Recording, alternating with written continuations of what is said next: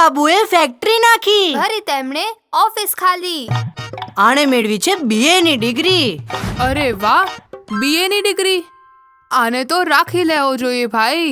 પણ સર, આ પહેલવાન છે કડકસિંહનું ફરજન. આને ના રાખવો છે મોતને નિમંત્રણ.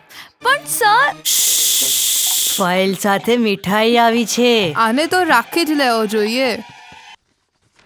આ શું છે? ફેક્ટરી બંધ કરવાની નોટિસ. શું? પહેલા વાળાએ તો 5 વર્ષ પહેલા જ BA ના ભણતરને પીઠ દેખાડી દીધી. પહેલવાનનું ફરજન છે બીજો નંબર, જે વાતમાં સૌનું કાઢે છે કચુંબર. ત્રીજા વાળાની મીઠાઈની દુકાન છે, પણ ફેક્ટરીની તકનીકથી સાવ અજાણ છે. હવે આવી હાલતમાં તો ફેક્ટરી બંધ જ થાય ને.